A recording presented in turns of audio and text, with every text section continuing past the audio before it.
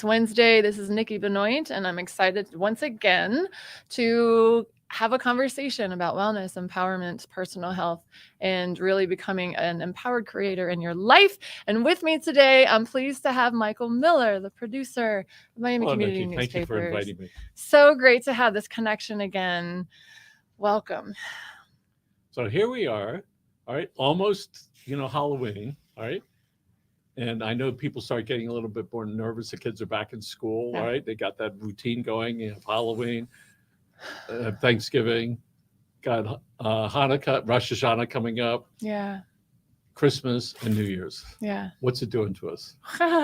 Well, among all the things we've all kind of been thrust in for the last 3 years, we're seeing a lot of emotional fatigue, a lot of overstimulation, fear, uncertainty. And that as at holidays, we've seen in the hospitals, psychology sectors, that there's an intensification of unhappiness. There's some really excited people and components, but there's also a lot of sadness and recognizing the unfulfillment and the misalignment with our lives. And so what I've noticed in my own life, friends, clients, is that the more you adopt a wellness practice of mindfulness, be it meditation, yoga, breath work, energy healing, any of these modalities, you can start to become the observer. We mentioned that last week, how that's a powerful way to be, is as an observer of what is going on inside of you. Then you're detached. You're not being whipped around by the emotional upheaval, right? Emotions are beautiful, brilliant communicators. We don't know how to work with them. So we get kind of thrown off our unicorn and a little destabilized. And so we don't want to deal with emotions. We take pills, we numb out so that we don't have to feel. But when we realize that our feelings are such a brilliant communicator as to what our underpinning beliefs are and the quality of our engagements with others, then we can start to observe and understand and then move the heavy ones from our experience. So you offer classes? I do. For people. So you're familiar with what people are many times what people are going through because they come and they say, here's what's going on. And you try to get them to a place to where they can just be at peace for, even if it's just for a moment. Right. And there's so many things that when we get into an emotionally intense moment, we often forget the tools that we have, which is why as humans, we are creatures of habit. So the more you do these things, the more that you engage in the breath work and the meditation. I'm a big fan of Post-it notes or timers on your phone. Many of us have cell phones at our hips all the time anyway. So you put little reminders for yourself on the dashboard of your car. Some people tie a little ribbon around their finger to remind them when things get intense, I'm going to take a deep, deep belly breath. And that is one of the most powerful tools. We did it last week. Just taking a slow, deep breath into your belly. That in and of itself can stop the momentum of crazy emotions, crazy thoughts, any kind of an unsavory feeling. So I have this new phone. I haven't quite figured it out. iPhone watch. It reminds me. Yeah. Every hour. Yeah. Time to get up. Right. And it's really time to get up and take a break and burn off some of the adrenaline that's going there, and also so you're not as stiff as you would be if you sat all day. Right. And that's where the human ingenuity is being highlighted right now, because technology can be the greatest tool or the greatest problem. If we are choosing not to feel, we can use technology to numb out. Netflix, cell phones, Instagram, all these other tools.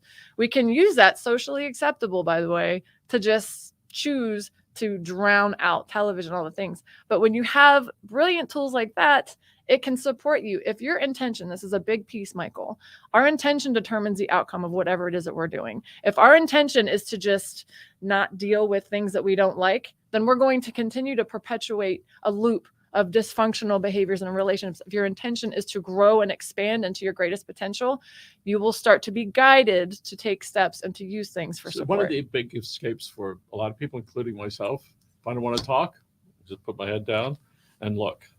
And there's lots of social media, which is 10 or 15 seconds on each thing, stimulating more stimulation, more stimulation. Mm-hmm. It's sort of like the slot machines. It is. It's sort of like when a guy walks into Home Depot and you look around and go, oh, this is so good. Look at all this stuff, right? Yeah. And that happens to us. Yeah. So a lot of studies have come back and say, yeah, people continue to put themselves under stress. But I think part of it is, how does somebody know, hey, it's time I pause? And how do they get to a place where in their heads, and then what do they do to try to find some help? That's a great point, Michael. We do live in a world that if you're ready and available to it, constant stimulation is there. Billboards, televisions, we've got those scrolling marquees underneath with advertisements. If you're on social media, there's ads constantly. Your most powerful attribute is your focus, right? And so if you have an intention, again, for personal growth and expansion, and you really develop and sharpen your focus, it's basically another limb. You now have an extra ability to create with your life.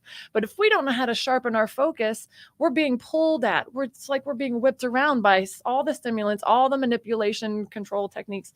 And so again, life is asking something of all of us. Life is asking us, do you want to be the creator of your life or the reactor to your life? And so it's kind of a fundamental truth. And I boil back down to the point of whether you think the world is hostile or friendly as kind of a primary place for you to function from, and say, if I believe that the world is fundamentally hostile, I have to be on guard. I have to be like ready to knock out everybody who's going to either attack my identity or my life. But if I believe that life is fundamentally friendly, I'm going to show up differently and interpret things differently. And then I will feel my guard will be down, and I'll have the capability to say, okay, it's safe to be still. Most of us don't feel safe in our bodies and in nature. And we see this so loudly from the past 3 years. It just pains my heart. I'm a big nature lover. A lot of my healing has come through nature. And when we have a fundamental doubt or fear about our own bodies, our own health capabilities, and nature in and of itself, we are going to live with our boxing gloves on. We're going to live needing to shield ourselves from all the uncertainty of life. And that's a construct of our thinking mind. But once you're able to find ways to know that you're safe and to feel safe in your own body, and that's what mindfulness practices do, because you access your infinite source within, you will naturally, by default, wait, I'm always safe. And in the eyes of the universe, I'm inherently safe. I was born safe. But you have to believe that to see it. That's another piece, when too. We look at all types of media, if it bleeds, it leads, all right? Look at all TV stations. They talk about all the stuff that happens, all right? Yeah. And then we, rubberneck, and we turn, it was an accident. Did you hear what happened? This is what happened. And that stimuli is difficult to avoid, but you can avoid it. Yeah. When you say, okay, I'm going to turn it off. I know I sleep better when a couple hours before I turn off everything, yeah. right? But we do develop habits of how we put ourselves to sleep. Yeah. Right? And so the habit for most of the people that I know is have your phone in your hand until it falls out of your hand, instead of being conscious about it and saying it's okay. So you offer classes. I do. And you've been doing this for a while. I have, yes. And so when people come to you and you see the progress they make from very simple things, starting point, right? So they call you up and they say, why don't you come out to one of our classes, all right? What does that look like? So it really depends upon what they're experiencing and their fitness levels and their lifestyles. But one of the most pivotal parts of my own life, my own shift, was with yoga, because it's also the process of embodying stillness, right? So breath work is a beautiful tool, and I offer this with meditation every Saturday in Cutler Bay at 9 a.m. Limited space, so people need to contact to book their spot. But I offer classes for this, and that can help you develop not just tools in the moment, but to take these tools, off the mat and into your life. But with yoga, what we don't realize, Michael, is that our bodies hold stories. We have issues in our tissues, right? And this is a legitimate thing. Issues in the tissues. In the tissues, yeah.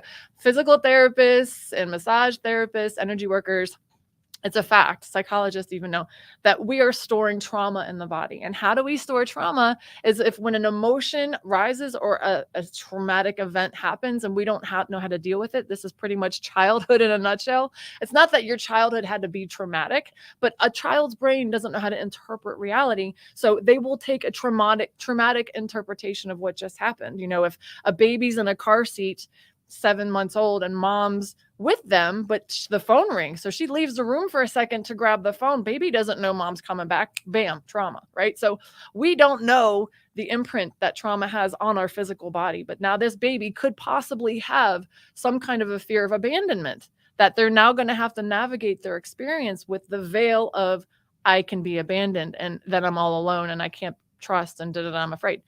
But so when you get into your body, and this is where a lot of yogis, a lot of practitioners, or not yogis particular, but a lot of us want to avoid doing the physical part of this. But I've noticed in my own life and with my clients that when you get to a yoga mat or some kind of mindful practice where you're twisting and you're stretching, you're getting your heart rate up, you're sweating, you're purging your attachment to those old stories, and you find yourself a lot more easygoing. And it's also mindful movement, which is a form of meditation. So when you're in a yoga practice and you're syncing your movement with your breath, you're also getting into a harmonious rhythm with yourself. So for the uninitiated like myself, and somebody says, oh, that's only for women, all right? And people that are connected. But people understand about breathing because we do that all the time. Yeah. All right. So what is something simple that somebody could do to say, gee, I just did that, and it's making me pause for a moment, and maybe I will feel a little bit better. So what could they do? For recognizing that they felt better after? I'm sorry. Well, again, so somebody's having a hectic day. Yeah. And they realize it, and they're going, this is not going well. All right. And they're all jazzed up because they got those adrenaline going there. Yeah. Right? What could they just do just to take a look at where they're at? So, thank you. Last week we did the belly breathing, where we breathed into the belly, the ribs, and the chest in a really slow, intentional, deep manner. Even doing one, I encourage up to 3 times. So any kind of a breathing technique is going to stop the momentum of the crazy thinking, of the emotional intensity, but that will give you a pause. Again, we're looking to become the observer. So it will put you in a state where you are now observing what just happened. You're able to, from a third party perspective, almost tap into more of a big picture understanding. A lot of us tend to be at the ground level, toe to toe with challenges. We take it personal, and then we're trying to find out how we can demand that they see things our way. And so we're really aggressive with our challenges in our lives. But if you can take that deep breath and have an expanded perspective, you're like, oh, well, this happened. And now you can, from a different level of consciousness, approach it to bring the solution. Moms that are about to deliver, they have breathing exercises all the time. Yeah. And it's amazing with all that pain, how they're able to deal with it by focusing and by breathing and by focusing on that breath. And so we know that works, or it has for many, many, many, many years. Right? Yeah. So how about for the big bruising guy? All right, he don't want to be associated with pregnant women or yoga. All right, he wants to be the macho guy. All right. Yeah. Yeah. How does he get the guts to go look it up and say, I'm going to go do that? I'm loving this, Michael. When I was in Los Angeles, where I went through training, back in 2014, I was guiding classes next to a lake in LA, Echo Park. And one of my favorite students was a huge football player. Him and his girlfriend, who had been starting to do a little bit yoga, so she dragged him to class. But he was, bulky and strong, but so stiff. He couldn't stretch to save his life. And he's sweating. He's trying. He's like, my girlfriend ruined. So he's really trying to give it his all. And I could see in his face he would drag his body to class every time. But I'm not even kidding you. I think it was after maybe our 4th class. Maybe. It could have even been our 3rd. He was holding poses with more stealth and steadiness. And he was able to breathe and relax into them. And he was like, this is actually improving my football game. This is helping me become more resilient. I'm more capable of coming back quickly. I can last longer than my colleagues. Especially, I've had people tell me the same thing when they went vegan, when they cut animal products out of their practices. If you watch, there's a great documentary called Game Changer, where they've documented a lot of different people in the athletic community who have noticed just by doing the science. Netflix, one of those, yeah, right? Yes. Just doing the science to see. Don't believe what I say or what anybody else says. Check it with your own body, right? So we're seeing that incorporating more mindful, slow, cleaner practices of the mind, body, and spirit.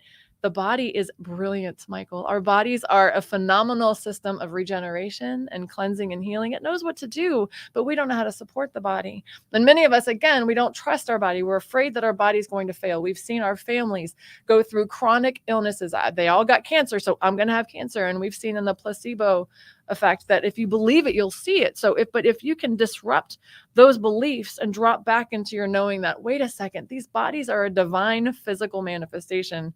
There's infinite potential. I am infinite potential. So let's talk about people that are walkers, that walk to the point to where something occurs. And for runners, I'm sure you're familiar with the runner's high. That's something that happens. But let's talk about walkers. Yeah. The big guy, he's not going to run. He's a walker. What happens to the body and the soul after 20 to 30 minutes when you're walking? Well, and I don't know the chemistry, and again, I'm not a doctor, but what I know and what I've heard and what I've felt in my own life is that, again, you're disrupting the lower vibration of rapid thinking and obsessive thinking and replaying conversations and obsessing over the past, future, whatever. But you're also releasing happy chemicals, like the cortisol level. So okay, thank you. So I'm going to stop, just go right into the central nervous system. We have two basic functions in our system, which is sympathetic, which is your fight or flight system, a brilliant system that will make you go from really chill to really fast and strong instantly. If you're, say, being chased by a saber-toothed tiger or something, you need to get really fast, really quick. So this brilliant sympathetic nervous system is your fight or flight response. It's where you get kicked up extra adrenaline and cortisol and other stress chemicals to help you become superhuman really quick. Now, that system is typically on all day long because the brain doesn't know the difference between a real threat or a perceived threat. So in olden days, when your threat was a saber-toothed tiger, you'd outrun the tiger, climb up a tree or whatever. Tiger's gone. You can relax, go about your business. But in today's day, we've got stress over bosses we can't stand, coworkers who aren't doing their job, red lights. Can I pay the bills? Is my spouse going to come home tonight, right? So that threat of identity or safety is nonstop. So we never outrun the tiger. So that sympathetic fight or flight system is on the clock constantly. But the reality is that all that stuff is built into the It soul. is. And again, issues in the tissues, right? So then we end up with chronic illnesses, cancers, degenerative bone loss, cholesterol issues. The body is being told you're in constant threat. So it isn't sending its energy via parasympathetic toward rest, digest, and repair. And if you're not digesting, I don't care how good your diet is, if you don't have the relaxation to redistribute all of your body's power to digesting what you just consumed and distributing it, because you're drinking a lot of water, distributing those nutrients, you're not getting them. So your body isn't being nourished, right? So when you shift yourself out of the fight or flight into rest, digest, and repair, again, you're interpreting life differently. And that occurs frequently when you walk, because you're burning off all the bad Thank stuff. you. And you're in that place, and your breathing becomes sort of systematic. Yes. It's identical each step. All right. Yeah. You're doing that. You figured out the balance. You got your heart rate under control. It's not speeding up anymore. And you have this in and out. Yeah. And if you have somebody that you wanted to talk to, it's certainly a wonderful time to be able to be expressive. That's what you want to do. Yeah. And we see also people of like, I got just great idea just now. And people say that happens when they're in the shower, when they're driving. It's like, because you're no longer just like being whipped around by things, but when you're driving, you're kind of, or when you're walking, you're kind of with yourself and you're observing nature, the birds, the sky. And so now you have greater access to higher minded information from your soul, whatever you want to call it. So in this studio, where about 40% have the sound reduction foam on the walls, there's a difference. I come in here by myself and just sit here, and it is absolute quiet, right? Versus otherwise, you would hear stuff even if you wanted to be quiet. So there's a place that we can all go in our heads where you can have all this stuff that's around you that can stop all the bad stuff from coming in. So let's say somebody's a walker, they're out there doing their stuff, they're feeling a really good place. Mm-hmm. What can they do next if they want to extend that and not be moving around? Well, sitting in still meditation, again, I've got some guided meditations on my YouTube page. There's a million of different meditations on YouTube. And that's how I got involved in my own meditation practice personally. When I started back in college to do meditation, my therapist encouraged me to get the book Meditation for Dummies. It really helped. There's a bunch of different techniques. The one I worked toward was breathing. So inhaling to a count of 4, exhaling to a count of 4, and just repeat this, because again, it's good to keep your mind on something. And that causes people to be here and now, right? In the moment. Yeah. Right. And it's a wonderful thing to be able to do that. And whatever else is going on, after a while, for the most part, it sort of drifts, or it doesn't bother you as much. Right. Exactly. And so you're more in your center. And one of the greatest gifts I need to mention about being in your center, and one of the critical parts that we really need to see humanity step into, is a relationship with our intuition. We're all intuitive naturally. It's just part of who we are as a makeup. We're part of nature, and you can see instincts and intuitive knowing in nature, right? When there's a tsunami coming, animals are out. They're like, need to get out of here. But humans, we're on our iPhones, we're not paying attention, splat. So But there is a natural faculty to humanity that we really need to get in sync with, because part of the gift of being in stillness and dropping in is you're also, and by listening to what you think might be intuition, you're unintentionally, but very necessarily starting to love and respect yourself a little bit more, because you have access to this inner wisdom that you're going to start with practice to trust. Let's talk about intuition. Can we put a scroll up for a second? Is what sometimes you walk out of the house and you go, I forgot something. Yeah. Or you're a mile away and go, where's my phone? That's something that we built into ourselves, right? Yeah. And I frequently try to listen, like, take that pen with you because you just might need it, right? Yeah. And it's like, and why not? Because you never know, right? What else might come when you're allowing that to speak to you. We live on a farm, and our next door neighbor, right before one of the big storms, the horses, they were running around crazy. The chickens go crazy, the exotic birds go crazy. You can see them long before, all right, we are acutely aware of it. Yeah. So there is that vibration, if you will, that goes on there. Yeah. And so just to that same point, the animals are not in their egoic mind thinking about a conversation that they had or about some, chores they need to do. They're more in their state of personal stillness with their soul, right? With their inner wisdom. And the subtleness, it's the thing you're looking to do, is to access subtle frequencies, which we can't do if we're constantly stimulated and drowning out with alcohol and drugs and distractions. But when you get into the state of the subtle, you'll start to all of a sudden get insights and hits, because your vibration's rising. I'm an energy worker. Everything for me and my reality is via energy. But when you soften and you slow down, your vibration rises, and now you have access to a greater consciousness of information. People have noticed this. All of a sudden, I was thinking about Susan. Next thing I know, she texted me. And so we've all had those kind of psychic moments. Moms talk about it all the time, how they were, out grocery shopping, and all of a sudden they thought about their son, Michael, or Bill, and they realized that he was also trying to contact them, or he was in a stressful state. So we have this natural instinct and this natural intuitive guidance. And once we do that, we're impossible to control. We're impossible to manipulate, because we will feel when there's someone being dishonest. We'll feel when someone's trying to pull us. And we need to access that state, Michael. It is situation critical that we are being navigated by our own inner knowing. And then we'll start to, by that frequency, create a life that is meant for us, not someone else's expectations. Let's talk about the power of intention. Yeah. Right? Tell us about that. The power of intention is one of my favorite topics. So everything that happens is a byproduct of our intention. So for instance, if you are operating in your day looking to, gain popularity, and so that's your only reason for why you're wanting to talk to this person and do that thing. Your intention is to be popular. Why do you want to be popular? Because you're afraid of the consequences of not being seen and valued by others. You think that everything you want in life rests in people liking you, right? A lot of people live in that place.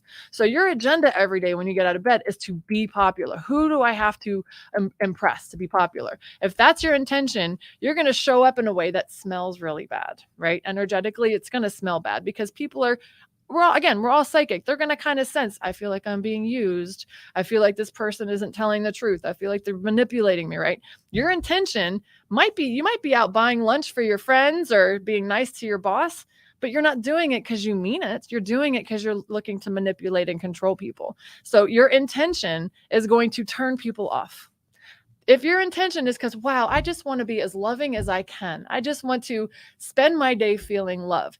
Same person, different intention, and doing the same thing, buying lunch for their friends and, saying hi to their boss. Not necessarily a bad thing. Right? Popularity, in my understanding, if it's a healthy popularity, it's a byproduct of you being in alignment with your soul, because people don't feel a discordance in your energy. A few years ago, Instagram and Facebook realized that people would look at other Instagram views and say, how many people liked it? How many people saw it? Mm-hmm. And they were judging themselves based upon how many people saw it. And if it wasn't, all right, it wasn't enough, because it ain't ever enough, all right, that they didn't feel that they were worthwhile. I know. So, and that's one of the options that Facebook and Instagram offer, which is do your thing, all right, and go out there. And then you don't have to judge others. Right? I know. Yeah. So that's one of the things is that we've grown up in cultures and tribes based on, if you weren't liked and accepted by those in your tribe, either you would be killed if you were not rolling with everybody else, like back in culture, or you would be exiled, which would result in death. So most of us have ancestral programming in us, issues and tissues, that is locked, frozen, afraid of being socially outcasted, because we don't realize it, but we have a core fear of death by not being fully accepted, loved, and appreciated by our community. Now, this is a natural need. We all, if you look at Maslow's hierarchy of needs, one of the base need is to have a tribe. We see this in energy work, you know, the chakras, the energy systems of the body. Your root first energetic connection is your feelings of tribal safety and family and safety in your body and on earth. But so if we don't feel safe, we're going to, out of desperation, be, say, and do what we think others expect of us so that we can meet that need. But when you know that you are connected inherently to a higher power of your understanding, whatever you want that to be, you are naturally loved and received and safe, and you will attract people who are a vibrational match to that truth. So when people join your class and they're in that tribe for that hour, which is other people doing the similar things, Yeah. right? And everybody's at a different level. Yeah. So a new person going in, going, I don't understand breathing. I can't stand. I can't, you know, do stuff. All right. How do you help them be a little bit more comfortable? Well, it's good to know what class you're walking into. So for someone who's had like multiple hip surgeries, shoulder reconstruction, I wouldn't encourage you to come to a power yoga class, right? So it's about knowing what you're walking into. And I have full descriptions on my website. If you go on my therootofallpeace.com/events, I have a calendar with all my offerings. But so you want to know what it is that you're walking into. But the breath work and meditation is user-friendly, multidimensional. In fact, you know, clients going in for surgeries will do breath work, because what you're looking at with energy work, Reiki, energy healing, which is one of the modalities that I offer and I teach. When you do these processes of breath work, meditation, and Reiki, your body is softer. You're in your parasympathetic and you're more receptive to the body doing what it needs to do. You're helping the body work its magic. I was having some eye surgery a couple of years ago, and they tell you we want to keep you awake because you need to move your eyes around. All right, so they're juicing me up, and I'm laying there, and I'm getting anxious.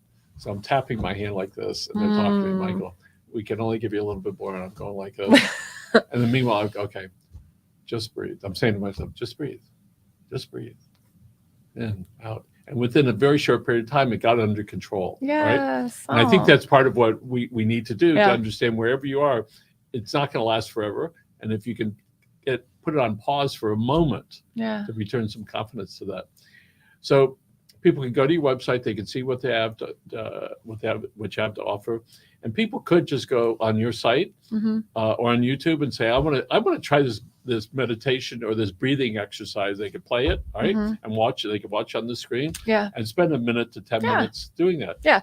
I have an intro to breathwork video that I did on Instagram Live. So it's on my YouTube channel. If you go to my YouTube and then you go into the folder processes, I have a lot of meditations and breathwork techniques that I offer there. So that's a great resource. Contacting me, I offer group classes, but also privates. And we're seeing in the holiday season, one of the greatest gifts you can offer to your family is a breathwork class, a meditation class. In fact, a lot of my clients have done that over the holidays because, like it or not, you may not like your mother-in-law's company. It might be really challenging to be with your cousin, like whatever it is. You know, forced family fun time can be kind of challenging for some people. But when you come together with the intention, you know what? We're all different. We're being thrown together in this holiday season. I am going to choose I'm going to disrupt patterns, and I'm going to choose to see the light in all of my family. You bring in a breathwork meditation practice, you're helping everybody else. So you're kind of being the shining light for your family. And I want to actually toss in as well my point on acceptance. And our last conversation, I jumped into this, but I didn't complete my point. Acceptance of something that is really challenging. Maybe it's your cousin, maybe it's your job, maybe it's your health. Something that's happening that you don't want to have happen. It's natural to want to fight it and stop it and no, this is bad, this is wrong. That's natural, but it's going to keep you in a loop with it. Here's the trick to moving past things that are internally very disruptive. Number one, you accept it. Okay, this is happening. It's happening right here and now. This person is here. My body is doing this. This is happening. People think that means throwing in the towel and saying, oh, well, whatever. No. By accepting it, you soften. You become the observer. You're like, okay, this thing is happening. And from that place, Michael, your vibration rises. You're no longer in fear and resistance and fight and this shouldn't be happening and it shouldn't. You stop that madness because madness is what keeps you in the loop. You raise your vibration because you're like, okay, this is happening. Now what? From that place, again, you have access to ideas where you will now not only get an idea on what to do, but your action to take to address the challenge that you're not interested in experiencing, that will actually have a healing impact. So there's part of that is accepting that what you're saying is so that it's no longer so aggravating, and then allow you can like let it float around and whatever it is, and move on to other things. Exactly, because think of it, we are all a slice of the divine, right? The divine is all things, beautiful, ugly, nice, mean, abundant, scarce, right? That's all of life is all things. We live in a world of polarity, so all things are here, all things are possible. We are living where, being that everything is possible, whatever we put our attention on makes it vibrate and makes it more active. So thinking of yourself, we don't realize our thoughts bring things into being. If you are looking at your life and you're seeing parts of it that you don't like, the more you put your attention on it, the more you activate it and keep it in your experience. You're judging it. You're not liking it. You're like, I hate that this is happening. I hate that this is happening. Well, you keep putting your attention on it. So like water to a plant, you're feeding it. When you can just stand back, again, go into observer state and be like, you know what, that's happening. I accept it. But also this potential could be here too if I watered it. So I am abundant. I'm surrounded by people who love me. I am living an easy life that feels good. I'm doing what I love for a living. When you start to say that actively now in this now moment, you're activating that, deactivating what you didn't like. So as the creator of your experience, that can become your new day-to-day experience. But people don't realize if you believe it, you'll see it. It's not the other way around. You've got to distract yourself from what you're not excited about and activate what you want. People can see you by going to your website. You have a lot of videos there. Yeah. All right. On YouTube, on Instagram, and some other places. It's always a pleasure. Michael, Thank you so much. Great. Thank you. And you're wonderful. Thank you. Let's say goodbye.